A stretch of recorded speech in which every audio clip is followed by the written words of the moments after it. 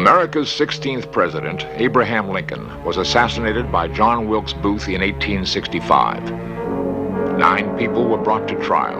5 were imprisoned. 4 were hanged. Only circumstantial evidence convicted the conspirators. Was justice done?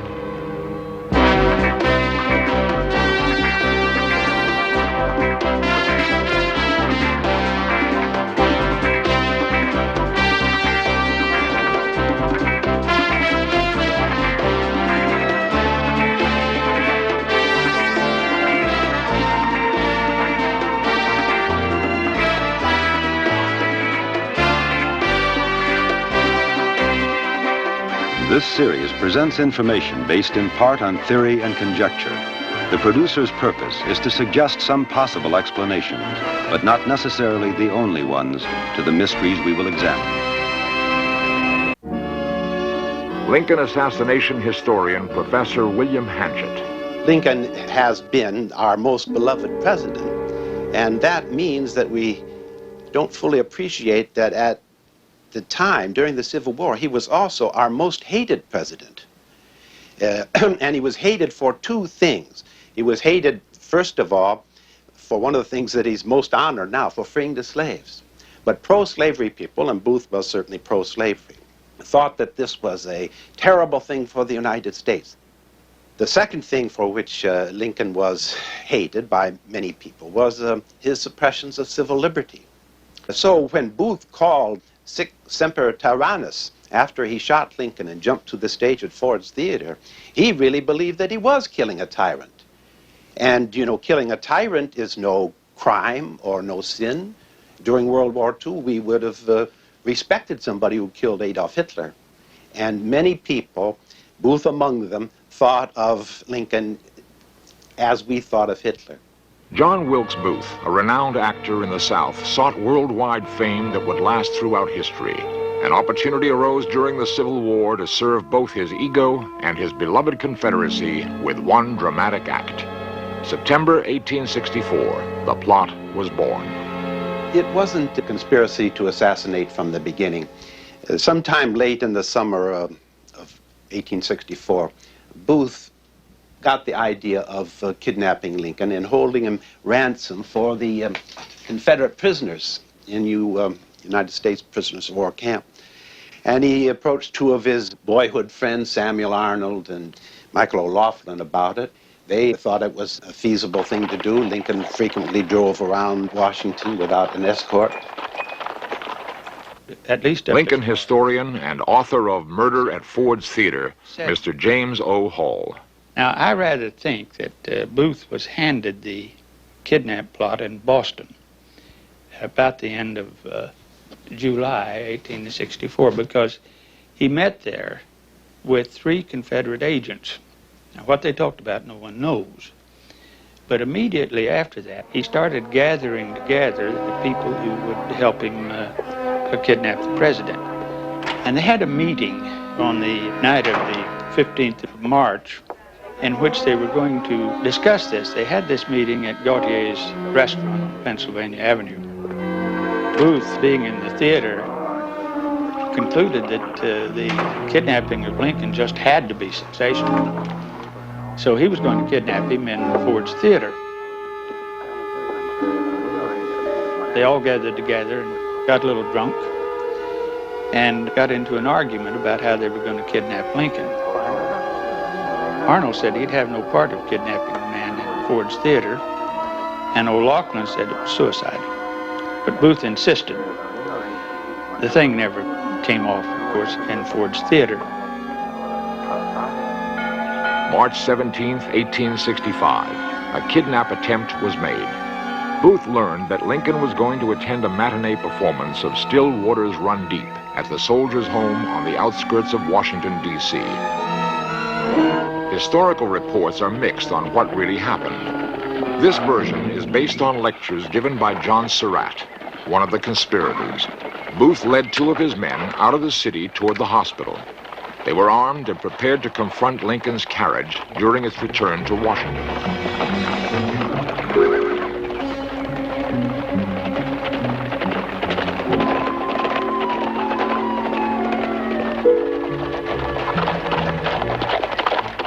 Choosing a secluded spot on a deserted stretch of road, Booth left his men with instructions to await his signal for ambush, then rode out to track the carriage.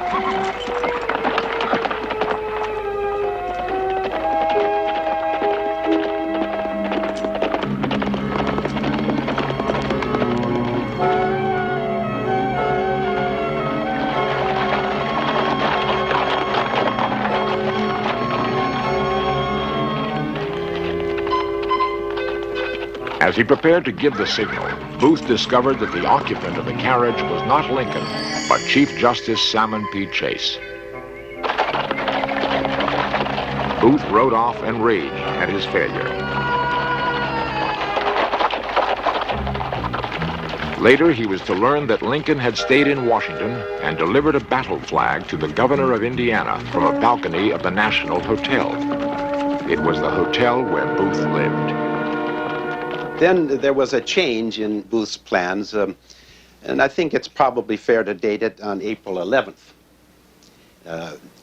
when Booth, in company with David Herold, who was one of the members of his group, and Lewis Payne, another member, attended a lecture at the White House. And during this speech, Lincoln said that he was going to urge that some black men be given the vote.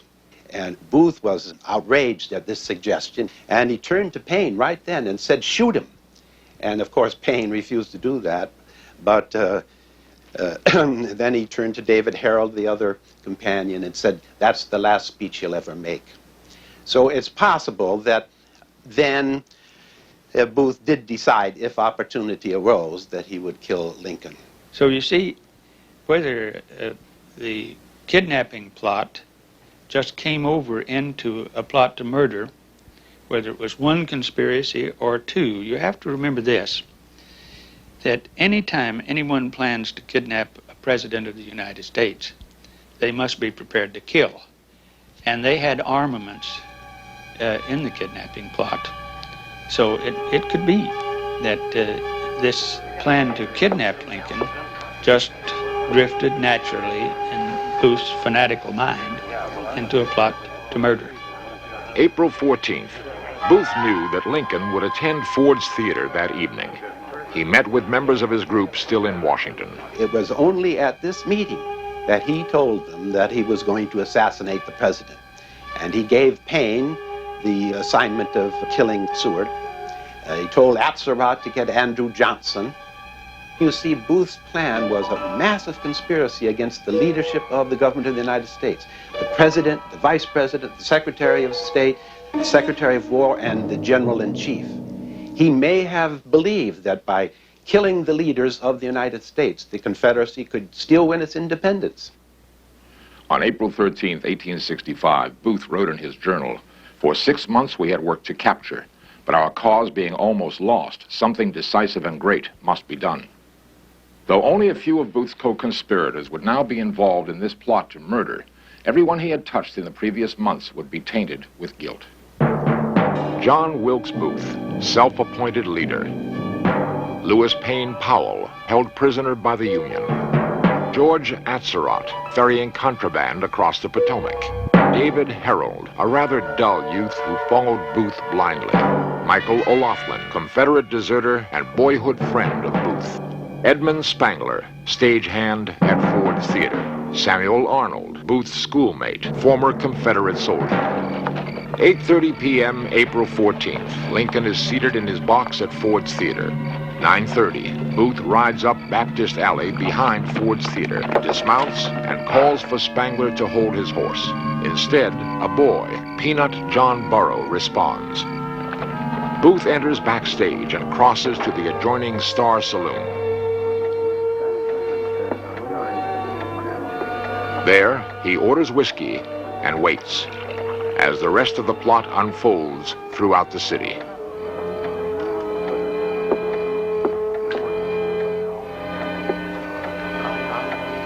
"10:03. Payne gains access to Secretary of State Seward's home. Seward was severely wounded, but would live. Payne had failed. Booth was determined to succeed.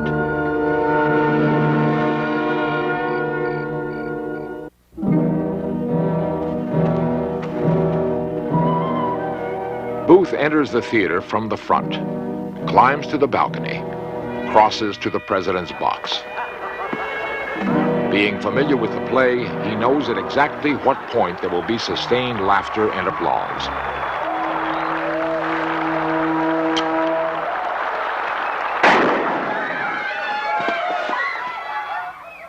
Dr. John Latimer, historian, physician, and ballistics expert.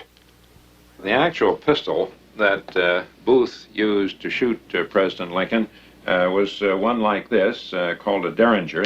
A Derringer is a short barrel gun firing a very large ball, and the velocity and the energy are very fatal if fired directly into the head.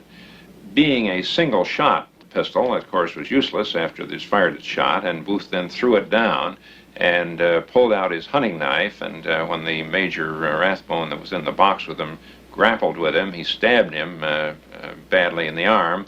The Major staggered back, and Booth went over to the edge of the box and vaulted over onto the stage 12 feet below, a flamboyant, dangerous type of action that did indeed result in his breaking one of the small bones in his leg just above the ankle. Booth ran from the theater and began his desperate ride towards freedom.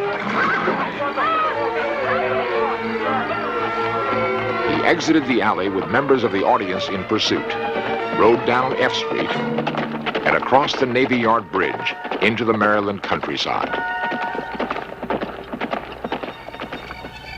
Booth went to Soppers Hill to await David Herold. Herold was to lead Payne out of the city, but for reasons never explained, he arrived alone. From Soppers Hill, they went to Surrattville, arriving at the Surratt Tavern around midnight. Here, they were to pick up carbines, whiskey, and a pair of spyglasses. Mary Surratt, one of the accused conspirators, allegedly delivered these glasses for Booth on the morning of the assassination. 4 a.m., April 15th. Booth and Herold arrive at the home of Dr. Samuel Mudd. It is known that Mudd was acquainted with Booth. Whether he knew of Booth's deed remains a question. The broken leg was set and the boot was left behind. It was to become a damning piece of evidence. April 26th, federal troops captured Herold and cornered Booth at Garrett's farm. They set fire to the barn to smoke him out. The barn was brilliantly illuminated. They could all see Booth very clearly. And Booth came back first towards the corner of the barn, and Booth then decided that he couldn't fight the blaze and started towards the front door with his crutch and a very heavy Spencer carbine, fully loaded, in one hand. And as he went towards the front of the barn, he pulled out one of his revolvers from his belt, and almost immediately a pistol shot rang out. And down went Booth, shot through the neck. Then they dragged him out and up to the back porch of the farmhouse, and he died within about 2 hours. The cry then went up, "Who shot him?" Because, they certainly wanted to capture him and have him for testimony, and here he was dead. And the man that stepped forward was Boston Corbett. One of the great questions is whether Boston Corbett actually shot John Wilkes Booth or whether Booth committed suicide. We know that the bullet hole through John Wilkes Booth's neck went slightly downhill, and we knew the bullet came in from his right, went downhill, going to the left. Now, this enormous pistol, if you try to shoot yourself that way in the neck, you find that your arm isn't long enough to make it easy to do in this manner, and they surely would have seen him do it. You have to switch it around, and you have to use your thumb if you're going to do this in order to press the trigger, in order to make it create the kind of wound that Booth had.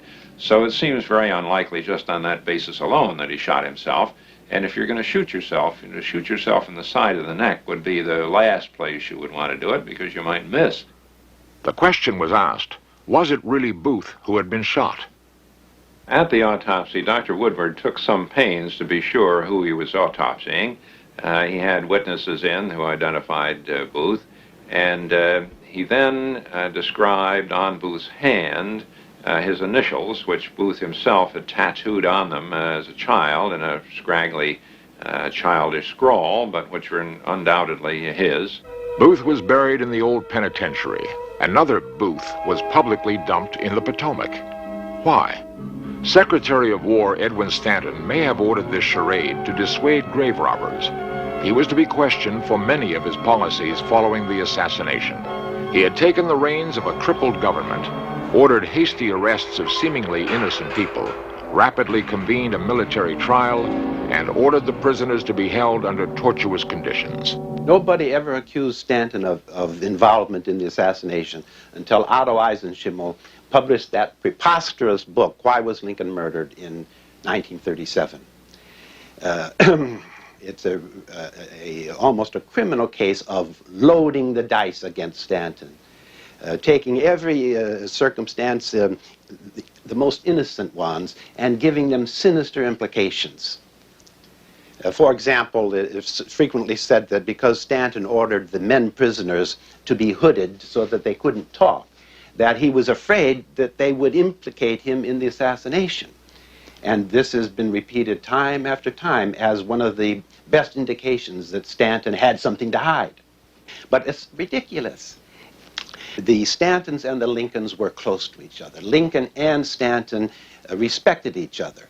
And you see, the misfortune is that in recent years, since 1937, it's just the exact opposite which has become known. Atzerodt arrested April 14th. Michael O'Loughlin, Edward Spangler, and Samuel Arnold arrested April 17th. Trial historian Edward Steers. The trial was hampered by very serious legal questions, principal of which was due process. Military tribunals and commissions, unfortunately, didn't really represent defendants' peers. And the rules of evidence were markedly changed during military tribunal and commission. That's not to say that the outcome would have been any different than it was had they been tried in a civil court in the District of Columbia. But needless to say, it caused a great deal of difficulty. Mary Surratt may have been convicted only to serve as bait for her son John, a primary suspect. The Surratt Society was formed to preserve her memory. Society President Joan Chaconis. There were actually three things that convicted Mrs. Surratt, I suppose, in the trial. One was the fact that she knew Booth. Her son introduced his mother to the actor John Wilkes Booth. He would come to the house to visit the son. If the son wasn't there, then he'd stop and chat with the ladies. And of course, this was all brought out during the trial that Booth was there, and if he didn't talk with the son John, then he was talking to Mrs. Surratt, and what did they talk about? Whether she knew exactly what he was doing is questionable. However, if you're a mother today with a teenage son, you might have a suspicion that he's doing something that possibly he shouldn't be doing, but you probably don't think it's going to come to any evil or any harm. The second thing was Lewis Thornton Powell, the fellow who was told by Booth to go and kill the Secretary of State Seward. Well, unfortunately for Mrs. Surratt, just as the soldiers are at her house downtown questioning her about the whereabouts of her son, John Jr., and John Wilkes Booth, who should come knocking at the door but Lewis Thornton Powell? And the soldier in the house, detectives, they answer the door and wonder, who is he? What's he doing here? And he says, well, he came here because Mrs. Surratt wanted him to dig a ditch for her the next morning. This seemed very strange, and Mrs. Surratt was called to come out here and identify this man, and she said she didn't know who he was. The most damning evidence came from John Lloyd, keeper of the Surratt Tavern. The evidence that John Lloyd gave was that Mrs. Surratt gave him a message to have some shooting irons ready. Some people were coming by later to pick them up, and she gave him a package to deliver to those same people. Whether she knew what was in the package, this supposedly contained Booth's spyglasses. She didn't know what was in that package. These are all things that are based on circumstances, and there's nothing really, no concrete evidence to show that she really had anything to do or any knowledge that Booth was planning to kill the president. 5 members of the commission met and signed a clemency plea on behalf of Mary Surratt, asking Johnson to commute her sentence to life imprisonment. Holt maintains that on July 5th, when he presented the findings to Johnson, he also showed him the clemency plea, and that Johnson ignored it or turned it down. Johnson maintains that he never saw the clemency plea and was totally unaware of it, and upheld the final sentences as recommended by the commission. July 7th, 1865. The hangman was getting tired of taking this very stiff rope and making 8 turns on every one of the men's knots, and by the time he got to Mrs. Surratt, since he didn't think it would be used, he only put 5 turns on her knot. And then, to his horror, the knot was indeed used to hang her. Mary Surratt became the first woman to be hanged by the federal government. Did Booth go to Dr. Mudd's only for medical assistance? Some say Mudd also gave provisions. This could not be proven. Mudd was sentenced to life in prison on evidence that Booth's knee-high boot was found at his home. How many others were convicted on circumstantial evidence? It was the government's position that all of these individuals participated in the conspiracy to varying degrees, but all of them shared equally in the guilt of the murder of President Lincoln. Stanton, when he issued his order on May 6th, charging the formation of the military commission, had used the phrase that the commission was to remove the stain of innocent blood from the land. And I think, in fact, that's what the final sentencing was doing. Were the right people brought to trial? Could others have conspired to kill Abraham Lincoln? John Wilkes Booth pulled the trigger in the assassination of Lincoln. There was a conspiracy involved. Some of the details of that conspiracy may for all time remain cloaked in mystery.